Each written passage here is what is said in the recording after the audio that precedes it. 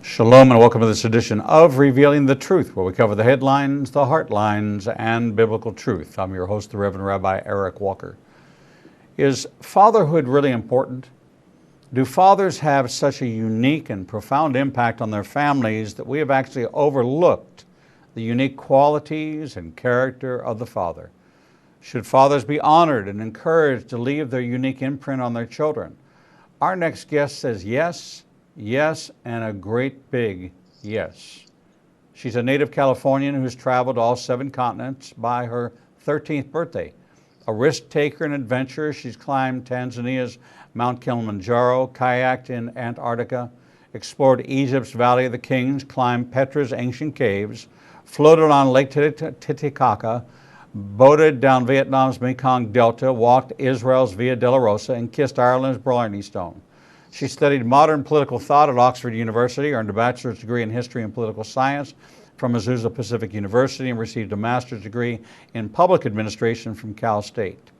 Emily is the author of Starting Your Nonprofit, a workbook to guide you through a million exciting tasks. You can find her at emilyhibard.com or about this project, the honorprojectmovie.com. Here to talk about her new documentary and the soundtrack from the Honor Project, The Road to Fatherhood is an Adventure, is Emily Hibard. Emily, welcome to Revealing the Truth. Hi, Eric. Thanks so much for having me. Well, it's great to have you. This is such a great project. I had the opportunity to listen to the soundtrack and very excited about both aspects of it, both the documentary itself and the soundtrack, which is this Honor Project. What was it that was the clarion call for you that you had to answer, that if you didn't do it, it was going to crush you? It was going to crush your spirit if you didn't do it. You were going to explode if you didn't go down this path. I would say that there were 3 key main things. One is my own dad. A lot of the things that you mentioned that I've done at a fairly early age, I have to attribute to my dad, who growing up always told me that I was just as pretty, smart, and capable as everyone else. And so he was my biggest cheerleader growing up.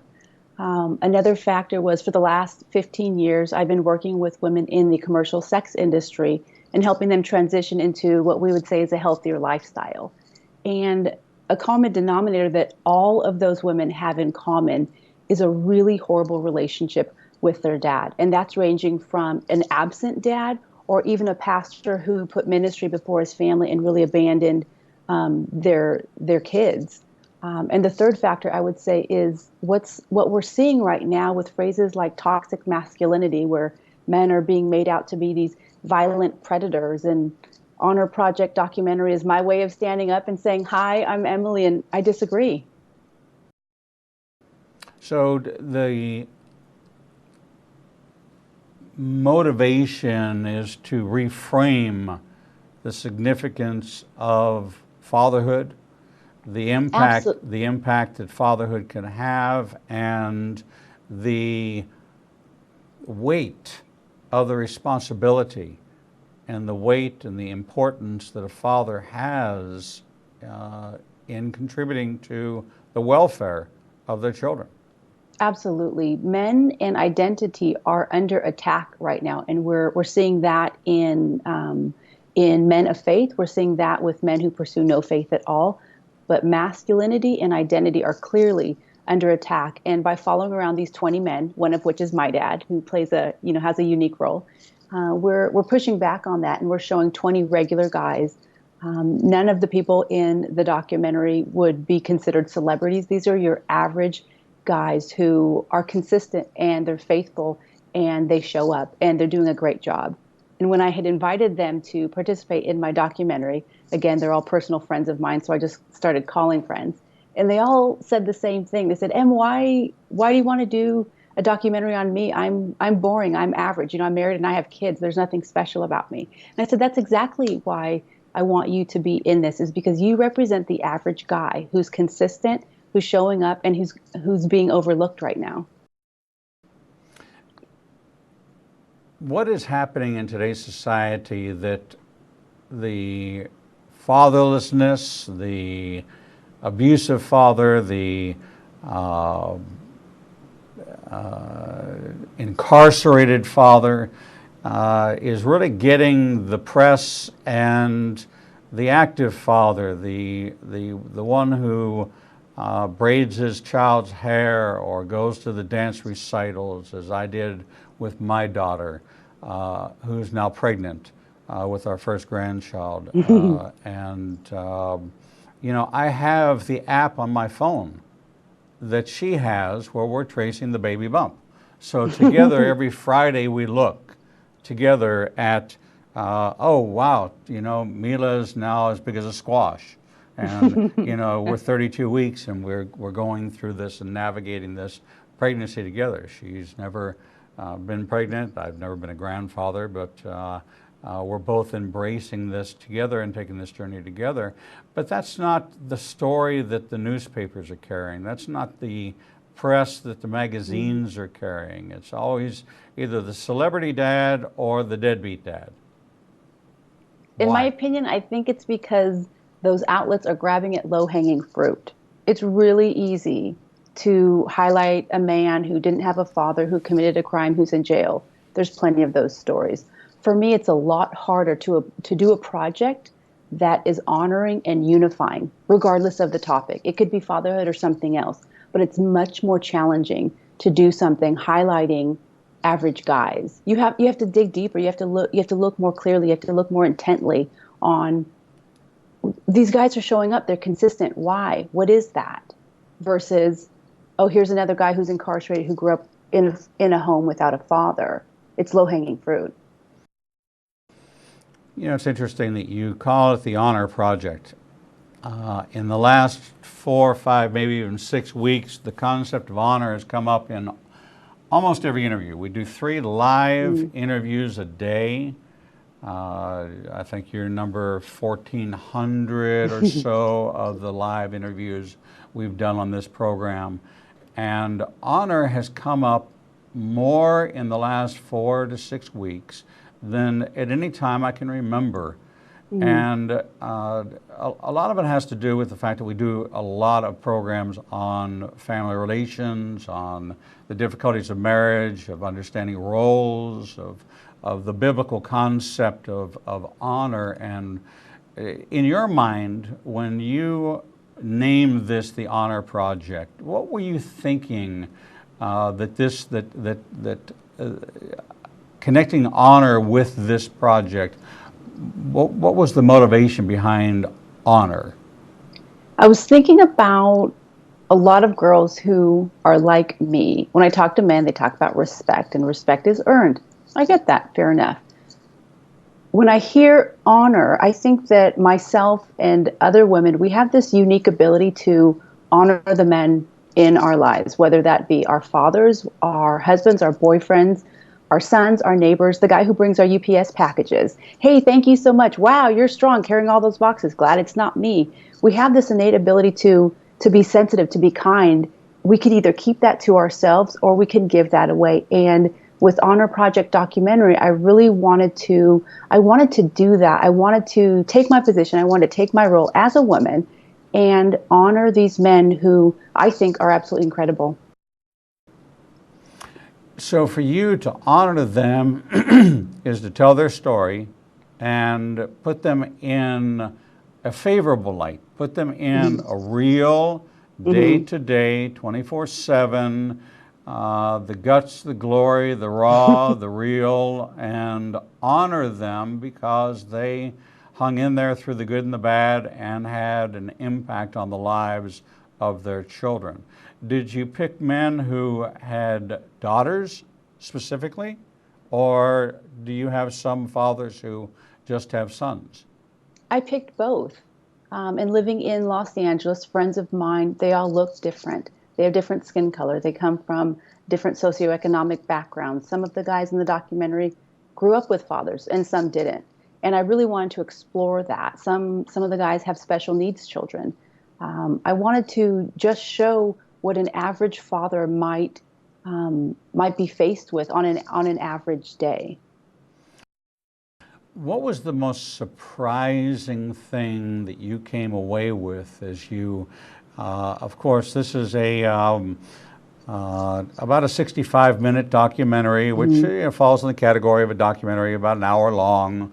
But how much did you have to cut through? How much did you shoot? How many hours and hours and hours? And what was it that you saw that was stunning to you about what it was you were seeing over and over again? Well, we shot for 35 days, most of which was in Los Angeles. That's where most of the men live. And of course, I can't do a documentary on fathers without following around my own dad. And as if you've seen the documentary, you can tell my dad is a bit unique. He's a bit of a character. And so he said, for my part, I want to drive to the Arctic Ocean. I was like, Dad, we're doing interviews. We're not going to the Arctic Ocean. He's like, I've never been in a documentary. If I'm going to do this, I want to drive to the Arctic Ocean. Okay, so of course we did this. But I would say that the number one thing that stood out to me the most was the reaction and the responses of the men when I asked them one question, and it was this: define masculinity. And their eyes ping pong ball out, and their eyebrows raised, because this is not the question that they're supposed to talk about right now. This is not the thing they're supposed to speak to right now. And after a little bit coaxing with all of them, they went ahead and defined their masculinity, whatever their definition was. I'm curious. I'm a woman. I don't know what their definition of masculinity is, but they all seem to answer something along the lines of this. When they were younger, say high school, college age, early 20s, their definition of masculinity was very external. They wanted to be in the gym 5 days a week. They wanted to have big muscles. They wanted to be tough. They wanted to prove to people that they were the guy. They wanted to prove that they were tough. But when they got married and started having kids, they said that their definition of masculinity changed. And it changed to a more internal definition. They said that it was a more confident version of masculinity. They knew that all of a sudden I have this little person who's totally depending on me. And it's not about me being in the gym anymore. It's about when I accidentally make a loud noise in the house and my baby cries. Oh, wait, I don't want to do that. How do I make this baby feel secure? How do I make this baby feel confident? Even as, at a young age, they wanted to protect their children. And so that changing definition of masculinity was the number one thing that stood out to me. So was it provider protector? Was that the role that they see themselves in today? Yeah. This is the classic example of the role of a father, provider protector. We see it throughout the scriptures as provider protector. Men identify with that role of provider protector. We were the ones that you've heard the expression stand in the gap. This is a very old world biblical concept of the father at night after the family had their evening meal. The children would be tucked around the fire, and this is old, 4,000 years ago, when you had walled villages. And it was his responsibility before he turned in was to check the wall for breaches. And if the breach was small enough, he could repair it before he would retire for the night. However, if the breach was too large and there was a way for an enemy or an animal to come in to the camp, then he would stand in the gap in the wall all night for the protection of his family. Provider, protector, it was his job. And God actually gave us this ability to subdue the earth, to have dominion over the earth, to then replenish and repopulate the earth.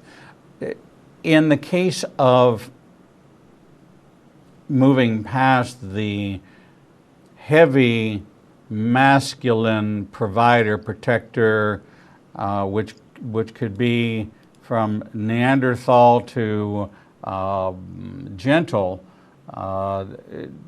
did you see that once they were able to recognize their role, that they were kind of provoked to want to go deeper, to talk about sensitivity or relationship, or move past that okay, now I know what masculinity is. Now I've defined that. And you know, that's not enough.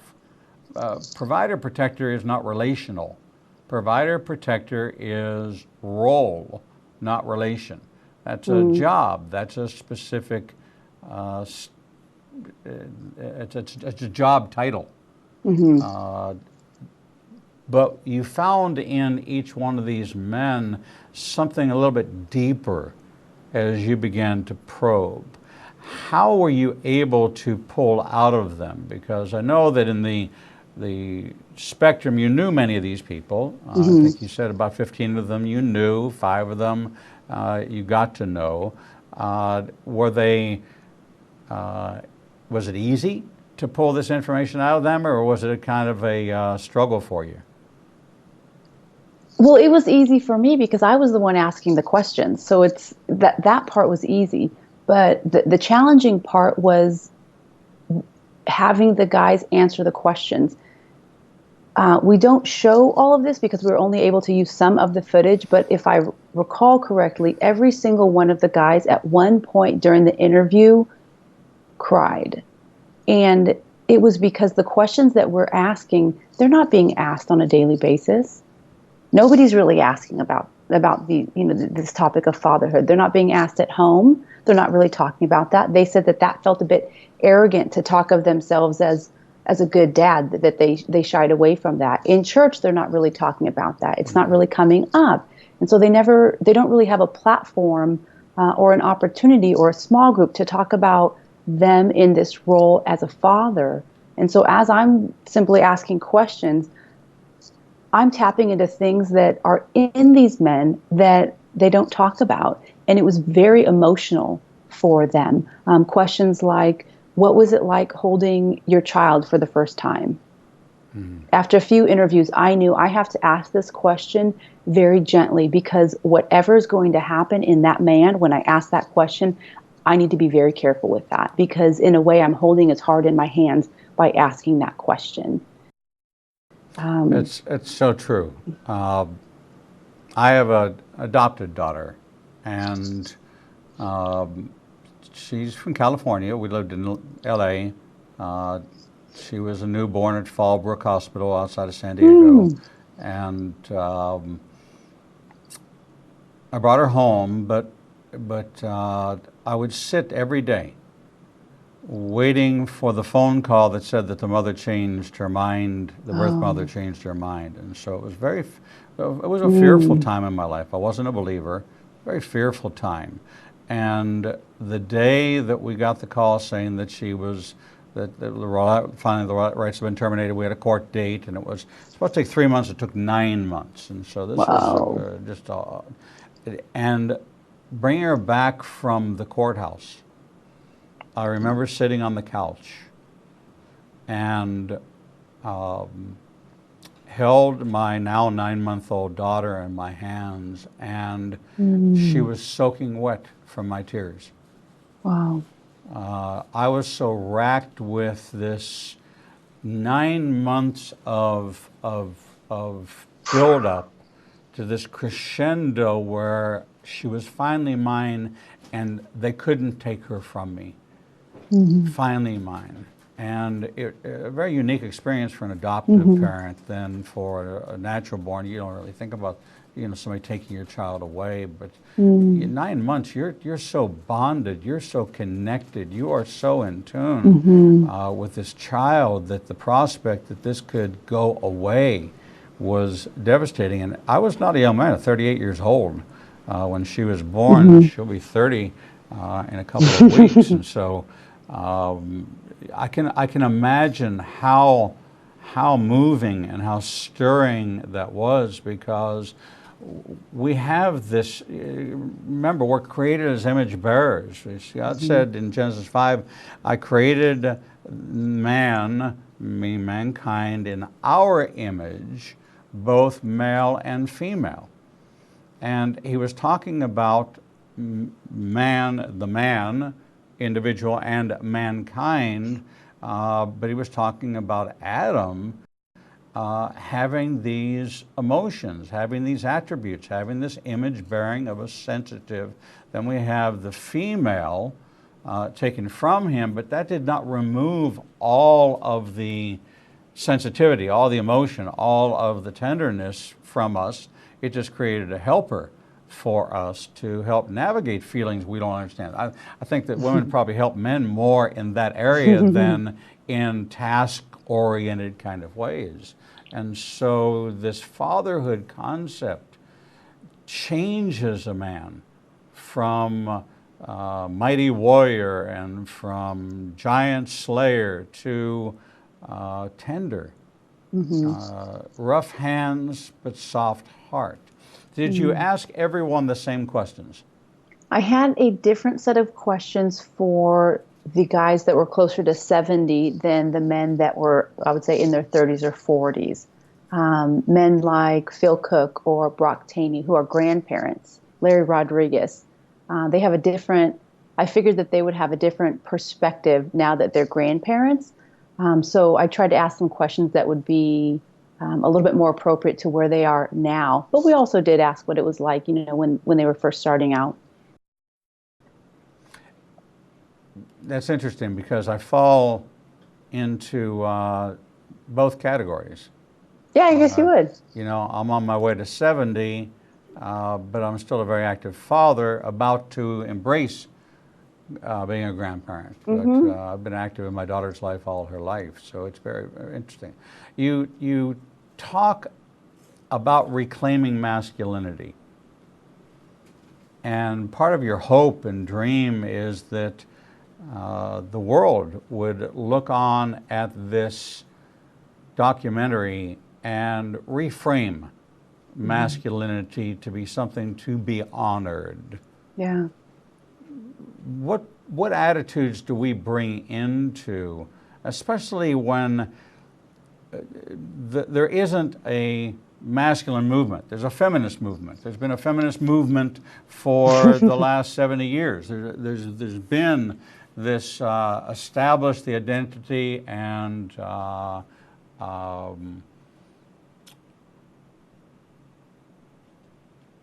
women have been fighting this battle, and men have been shrinking back from it because we don't want to engage in a battle that we can't win. It is a losing proposition for a man to confront this feminist wave. So what does your perspective on masculinity, how are you presenting it, and what is it you're hoping to change with the documentary?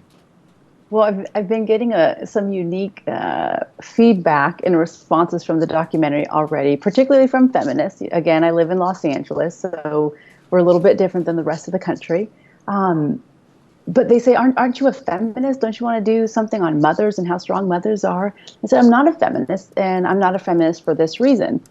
A lot of the things that I believe that feminists are fighting for, are demanding, I have had my whole life. It wasn't until I was in college, undergraduate, that I had ever heard about something called the glass ceiling. I grew up in a home where I could do anything. I was just as pretty smart and capable as everyone else, like I had mentioned earlier. And so for me, I have everything. I have every opportunity that many of the feminists are fighting for.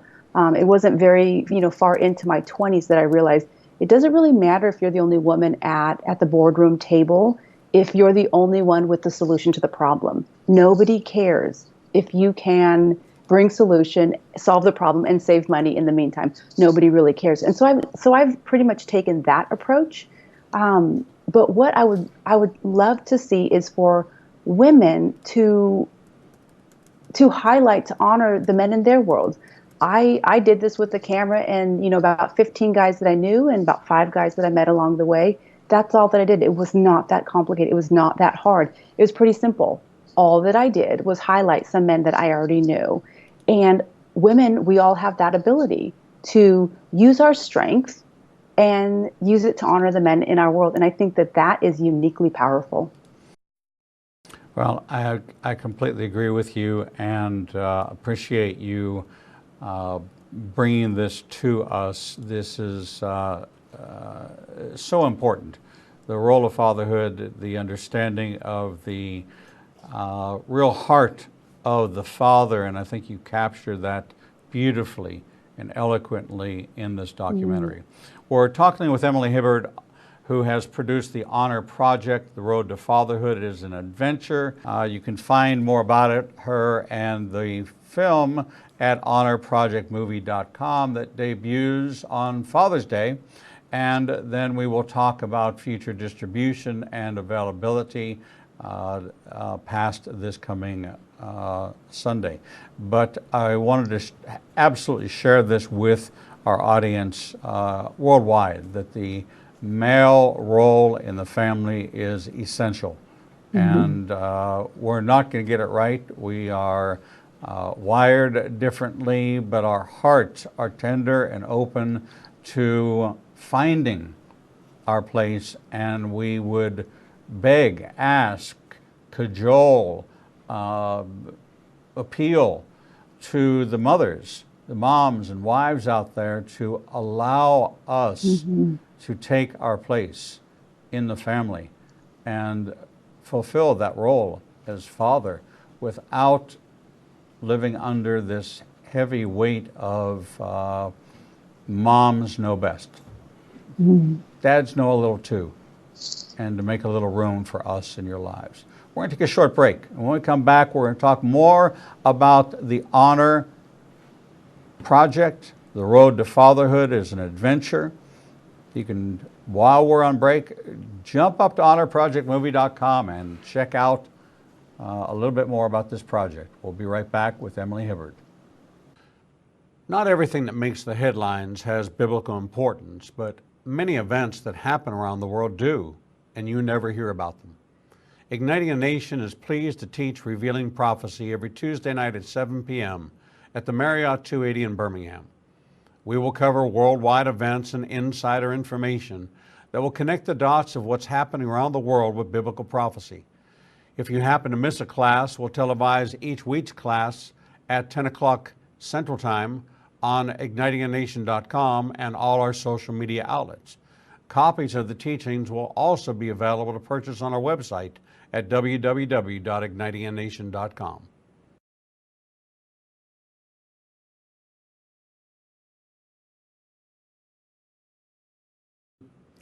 The Lord meets you right where you are, and so does Igniting a Nation's new live streaming outlets.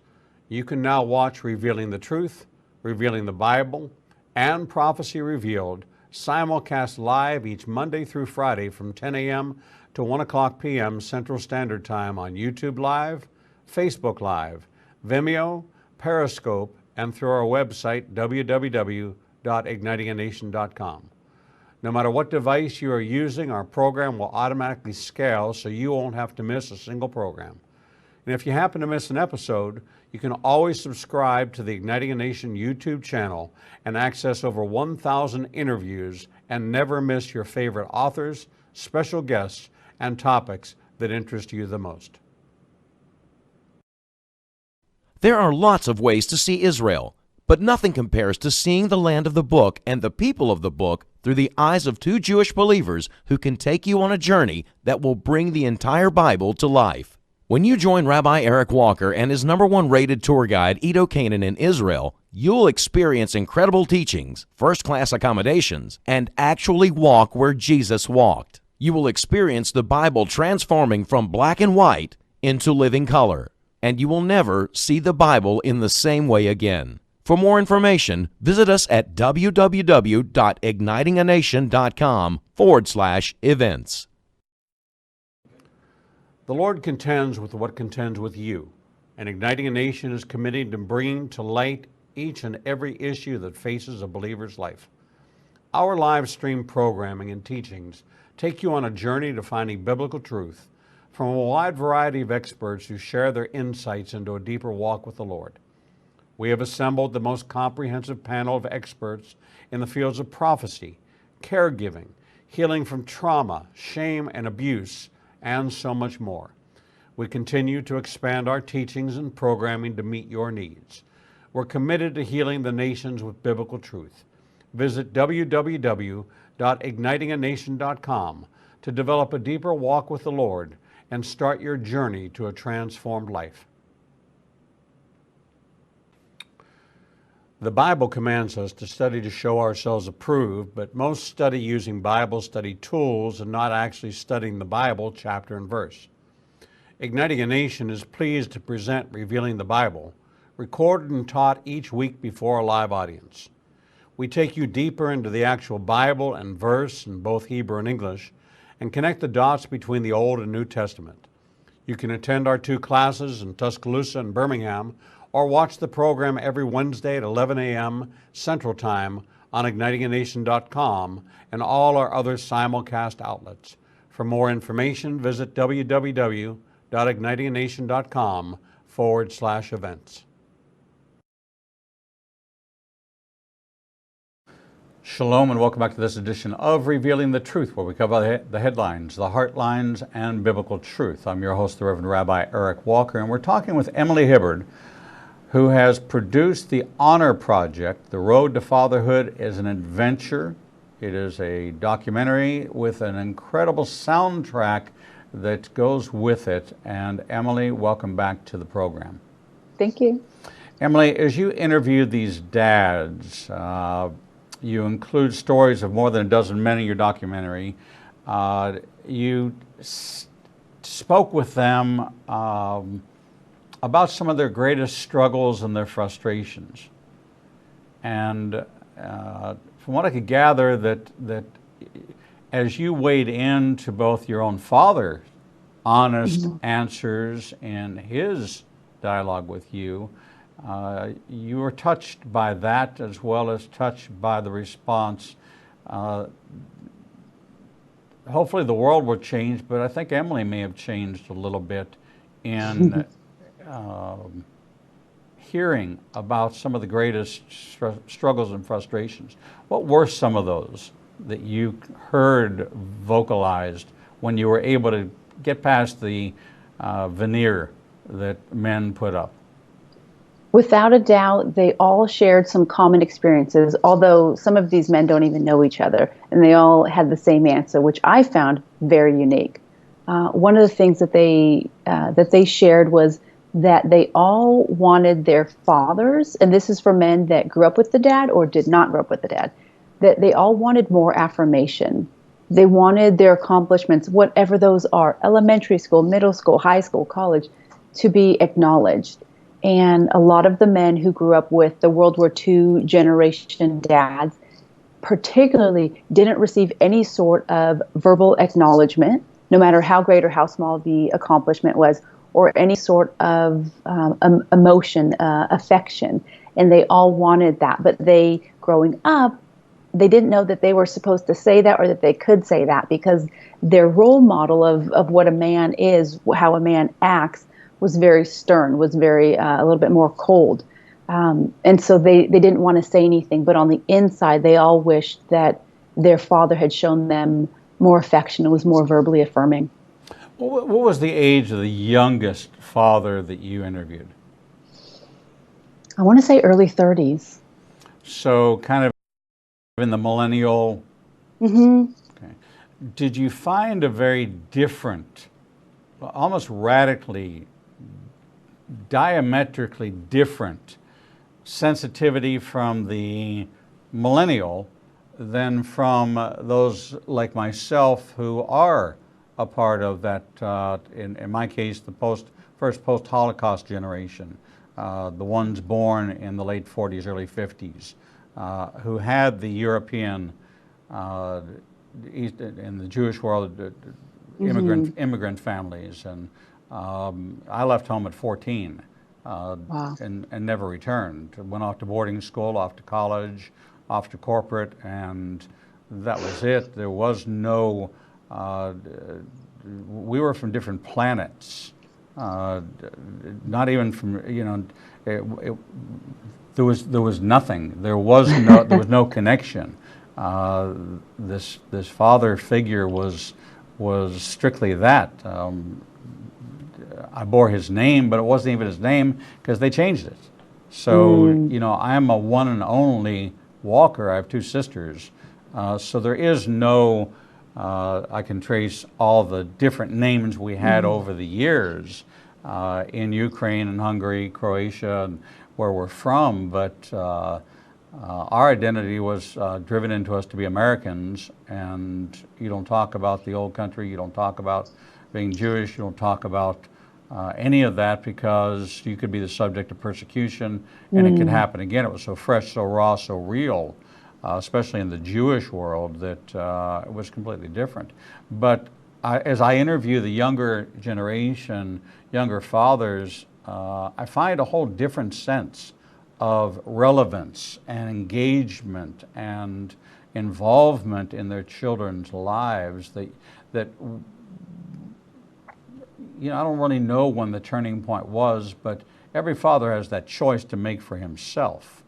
Sure. So did you find that the ones that did not get the affirmation, did not get the connection, did you find that they responded like their fathers, or they responded, they made the statement, "I'll never treat my kids like my father did"?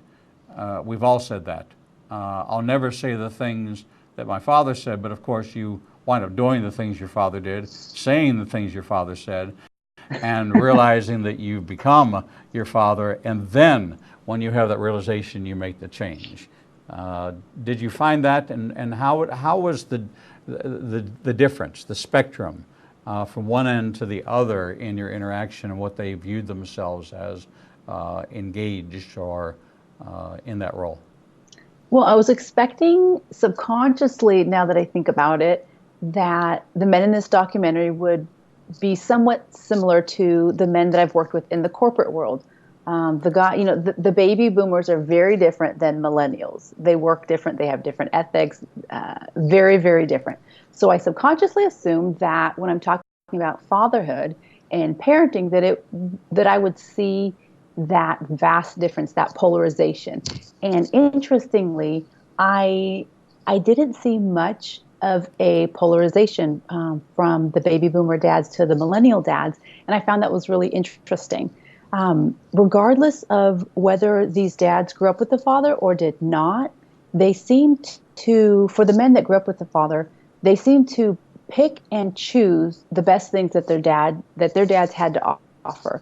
And I want to implement that. So they want to mimic that. They want to incorporate that in how they parent their children.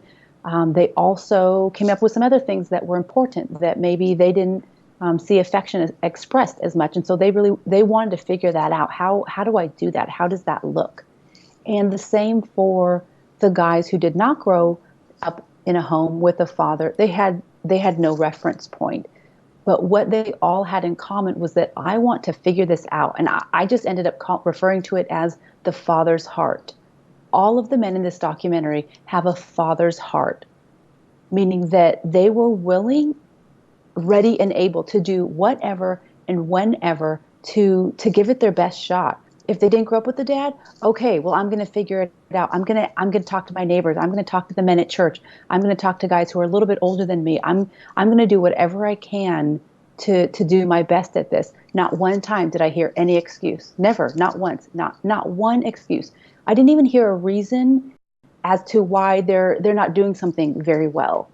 I never, not even a hint towards I'm a victim because I didn't have a dad and I don't know how to be a dad.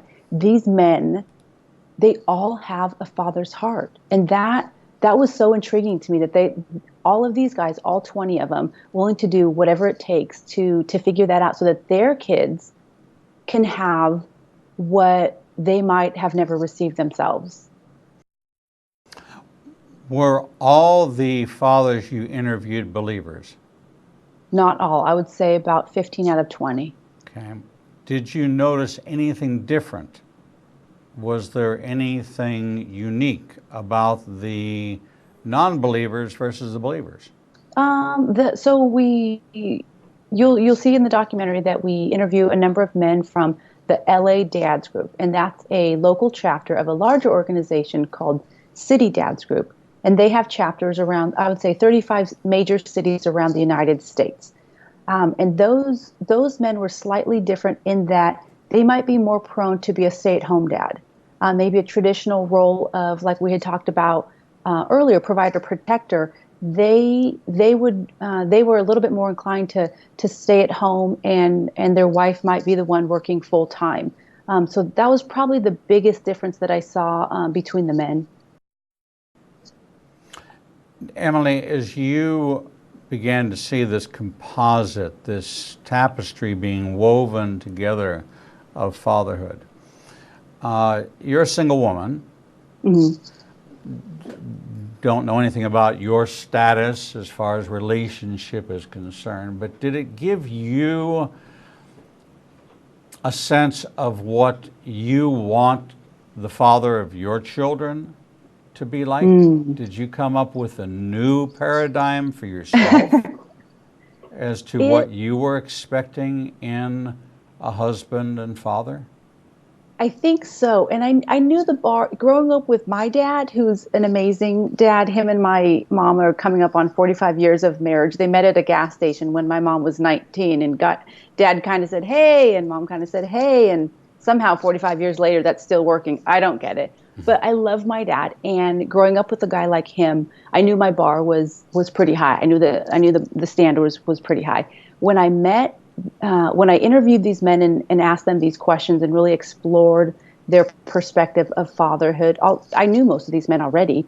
But after those conversations and really seeing their heart, that they truly have a father's heart, that really stands out to me now more than ever, is just how important it is for myself and for other single women to take that into consideration, that when we're dating someone, to look for that. Do they have a father's heart?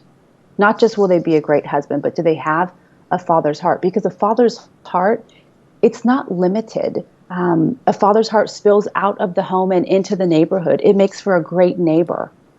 These guys make for great guys in the community, whether they're involved in their local churches or other local organizations. This father's heart affects even that.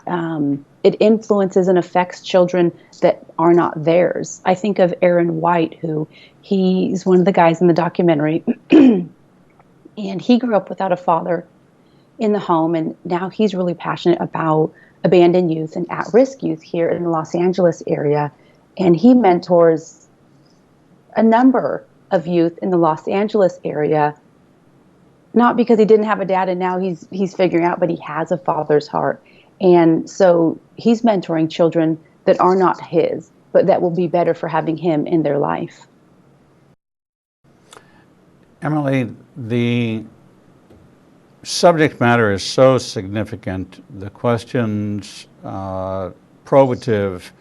Are you looking to develop this into a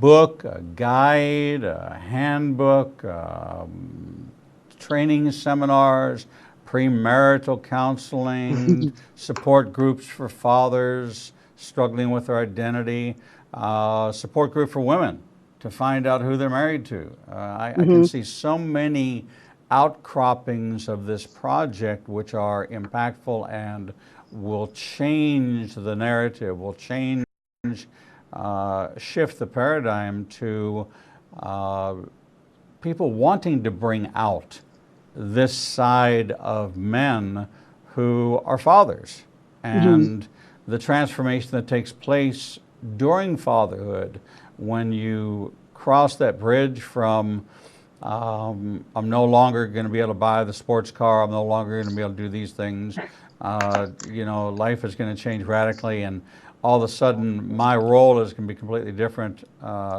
If I wasn't being told what to do before, I'm certainly going to be told what to do now. And that it's almost as if the world is denied that we even have a parental gene in our male bodies that does not have to be artificially inseminated through provocation and instruction, that we don't intuitively know how to pick up a child. Now, make sure you support their head. Make sure you pick them. Make sure you put one hand here and one, like I didn't know that. Or that when you And I was a single dad for 7 years, and so there's things I had to learn to do. French braid, learned the first time putting my daughter's hair in a bun did not mean getting a hot dog bun and putting her hair in it, and those kind of conversations. But what do you want to do with all this? Where do you think this is going to go?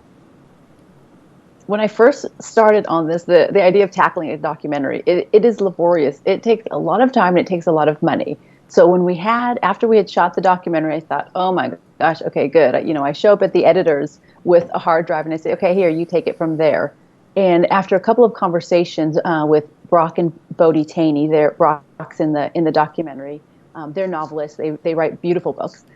They said, Em, I really think this has a lot of potential to be a small group study for men, specifically targeting Christian men around the world. And I thought, oh, no way, that just sounds like way too much work. I only set out to do this one project. Well, because we had shot for 35 days, and again, I would say about 15 of these 20 men are born-again Christians, we had lots of overtly faith-based content, just buzzwords that we as Christians would absolutely pick up on. And I wanted to make a documentary that wasn't biased to only Christian men, because there's lots of dads out there who are not pursuing faith at the moment. And I wanted to really bring them into this conversation. So because of that, we had a lot of content that wasn't used. And so one thing led to another, and Brock and Bodie Taney convinced me that this, again, would be a great small group study for men. And so that's actually something that we're working on. So even though Honor Project documentary will be released this weekend on Father's Day here in the United States, Small Group Study for Men will come out probably later this year. And what that's going to do is it's going to be topical, and it's going to be on issues that all these men seem to bring up on their own. Topics like forgiveness, topics like masculinity, what does it look like to express affection, things like this that we think would be really helpful to Christian men in particular. Well, I'm excited to hear that, because the message, there's so many. 80% of our guests are female. So many books written for women, so many books written for moms, so many devotionals for mom, that men are, it's as if we just grunt and do our job and have no desire to grow and improve and to learn. I'm looking at just a text string with my daughter that we had, and I said to her, "You've taught me so much, and I know you're going to be a great mom." She said, "I'm going to definitely try to be the best mom I can." I said, "You taught me it's okay not to be perfect and to be able to apologize and be wrong." And she said, "That's a good thing to learn." And so these are the kind of dialogues she and I have, that, there was a lot of mistakes that I made because I had no framework. I had nothing to go by. There was no nurturing. There was no tuning in. It was kind of, this is the way. It was stiff. It was abrupt. And now that we've talked through it, and this is part of fatherhood. This is part of a man coming to grips with his fallibilities and his taking an honest inventory and saying, I could have done better in this area. She and I are looking at this as almost as God's great gift of a second chance for us to bring little Mila into this world and transition her full into motherhood and me full into grandfatherhood, and be able to do and walk in just that perfect love that allows both of us to make mistakes. My guest coming after you is on overcoming grandparenting barriers. written by a man who ministers to grandparents and saying, listen, there's some barriers here. There's some things here. You could right ways and wrong ways, and the dynamic has to change. So men have been overlooked in a lot of ways and underappreciated in a lot of ways. But I think what you've done is you've captured the heart of the Father, which is exactly what the Bible was intended to do, was to capture the heart of the Father. That's just the most simple summation of the Scriptures, is to know the heart of the Father and to then be an example, an image bearer of the heart of the Father. And many men are doing it, but they're just not getting acknowledged for it. It doesn't seem possible that these rough and tumble guys could actually be sensitive and nurturing and struggling. Did you find that there was a struggle to want to do better, to be more of a father to their children, and to, not for the sake of legacy, which I think most people think that we want to leave this huge legacy. We want to raise children that feel loved, that feel connected, that they are worthy, because if they don't feel worthy, they're not going to be able to receive the Father's love. And so was that something that you saw, there was this drive in each one of these fathers to be a better father? Absolutely. They all had that drive. One of the things that stands out was one of the dads, his name's Edwin, and his mom brought him here from Guatemala at a very young age. And he talks about the Hispanic culture and different things that are assumed in that culture. Well, he eventually got married and he had 2 sons. And he shared that one of the things that he struggled with was, as a Guatemalan, as a Hispanic man, the machismo culture is that the sons would have multiple girlfriends. And he addresses that you have one girlfriend, and the way that you treat that girlfriend will be exactly how you treat your wife. Well, as these little boys are growing up, he said that he would always kiss them as they went off to school. And as they were getting older, he felt awkward that this is something maybe he shouldn't be doing anymore, because they're sons, they're boys. And I don't think that I should do this. And so he told his younger son that he's not going to be doing that anymore. And he shares that his son's eyes just filled with tears, because he didn't understand why his dad wouldn't do this anymore, because that was how he connected with his dad. That was how his dad expressed his affection to him. And so Edwin shares that how that affected him, that here he's thinking, oh, I'm feeling awkward, I'm not going to do this anymore because I shouldn't. And that had nothing to do with his relationship with his son.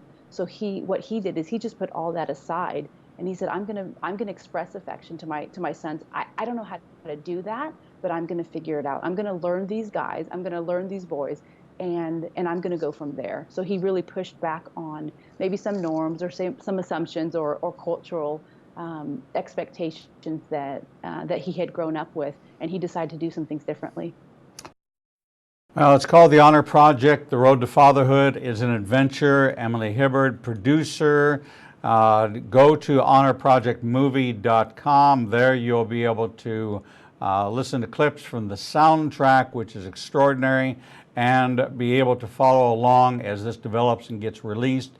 It's in a showing this weekend, but then it's going to be going out through various channels, and you will be hearing more about this. Emily Hibard, thank you so much for this project. Thank you for honoring fathers, and thank you for all you're doing for men, not just here, but all over the world. God bless you. Thank you. Thank you. We're going to take a short break, and when we come back, we'll bring you the next edition of Revealing the Truth.